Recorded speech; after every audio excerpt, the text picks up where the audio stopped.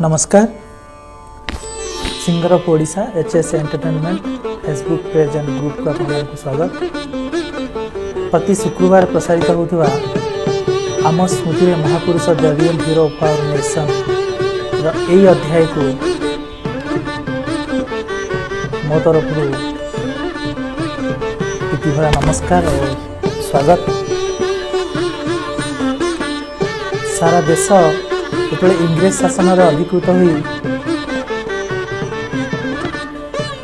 चित्कार करुला निजर स्वाधीनता प्राप्ति से आम ओडिशा से बाहर करपरी केते वीर केते वीरत्व केते वीर यही भारत माटी रे भारत भूमि रे जन्मग्रहण करते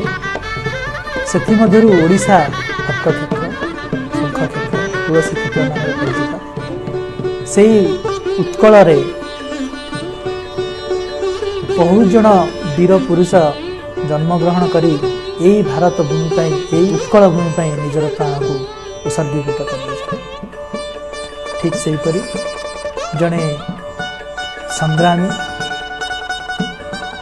से होचंती आमर दोरा विषय जिते इंग्रेज ओडिशा को अधिकृत कला से गड़जात अंचल से गड़जात अंचल मध्य घुमसर गोटे से घुमसर राजा धनंजय भंज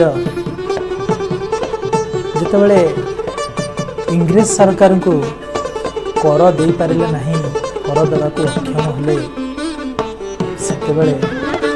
से इंग्रेज माने राजगादी हटे 1835 मसीह घुमसर अधिकार करने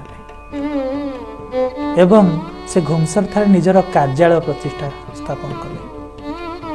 यही समय ओडिशार उत्कलर वीरपुत्र दोरा विषय नाम परिचित हेले प्रकृत नाम कमल लोचन दोरा विषय। धनंजय भंज जो गादीच्युत हेले इंग्रेज मान द्वारा कारण कर दे पारे नहीं सेतेबेले से अत्यंत निजको दुखित मन कले और तांको निकटरे अति प्रिय थिले जे कि अति विश्वस्त अति प्रिय थिले दोरा विषय से मध्य बहुत दुख प्रकाश करी मर्माहत हेले। अन्य पक्षरे समग्र घुमसर अंचल रे थिबा कंध मानकर नेता भाव परिचित थिले दोरा विषय।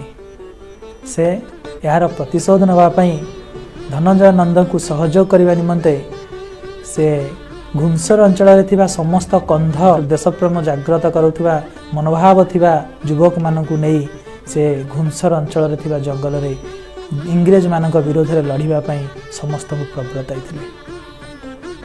एहीपरि कि बारंबार से इंग्रेज मानक विरोध में स्वर उत्तोलन करी तांको सहित युद्ध करी बारंबार इंग्रेज मानकु हरैबा परे इंग्रेज माने आतंकित होई देखिले जे एमानकु प्रतिहत करने को हेले आमको आहुरी सेनार आवश्यकता अछि। तेणु से इंग्रेज सैन्य मांद्राज ठारू मगैबा परे बारंबार कंध मानक सहित युद्ध डाकरा देइथिले। युद्ध डाकरा देवा समय सेतेबेलर इतिहास कहे जे दोरा विषय जो कंध मानक साहाय्य लड़ुतिले पारंपरिक अस्त्र साहाय्य जेमती कि धनु तीर खंडा बर्छा यही सब जिनस इतिहास लिपिबद्ध आकार जहाँ रही अछि ताहा आज कहूची के जे 13 जन सैन्य एवं 2 जन सेनापति को मारिबारे सक्षम होइथिले कंध सैन्य माने। बारंबार कंध मानकर आक्रमण रे इंग्रेज माने अतिष्ठ होई चक्रा विषय को कंध मानकर लीडर मन करी तांकु बंदी करने ପାଇଁ योजना मान प्रस्तुत कले। एपरिकी लोक मानकर मनरे लोभ सृष्टि करी जीए दोरा विषय को धरई दबारे सहयोग करिवो से इंग्रेज कंपनी तरफ 5000 टंका पुरस्कार पाइबो बोली घोषणा करी लोक मानक मनरे उत्साह सृष्टि करथिले। ठीक यही समय जड़े लोभी कंध भाई तांकु धरईबारे सहयोग करथिले जी होचंती कि साम विषय। यही साम विषय धरईबारे सहयोग करथिबारु इंग्रेज माने 1837 मसीह दोरा विषय को नहीं कारावरण करते एवं दोरा विषय स्थान रे साम विषय को कंध मानकर मुख्य लीडर भाव में अधिष्ठित कराइथिले।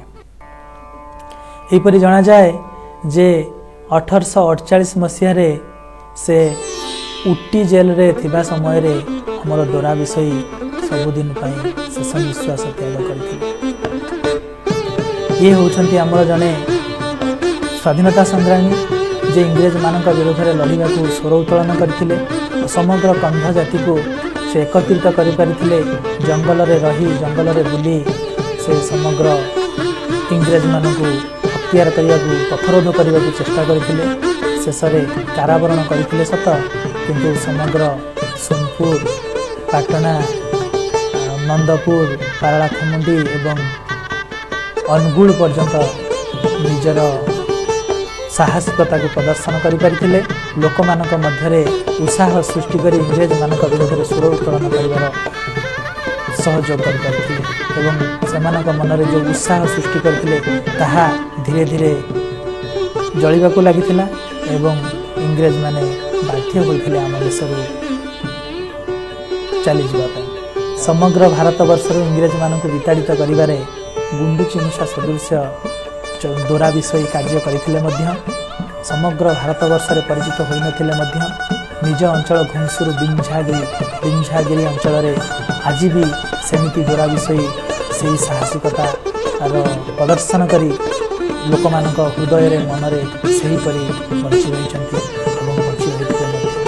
आसंतु आज आम समस्ते एकत्रित होई सही महान पुरुष दोरा विषय को प्रणाम करवा एवं तांको धर्म रे दीक्षित हवा निजक अनुप्राणित करी देश प्रेम जागृत करी मन भर देश उत्कल भूमि भारत भूमि किछि कार्य करिबा। यह ही आजिकार वार्ता हेउ। तेबे आज एतिकी पुणी आउ एक अध्याय पुणी आउ जड़े महापुरुष को नहीं आसबि। सेतबेले पर्यंत रहुछि मु आपणकर उपस्थापक जगबंधु पत्र। नमस्कार। जय हिंद, जय भारत।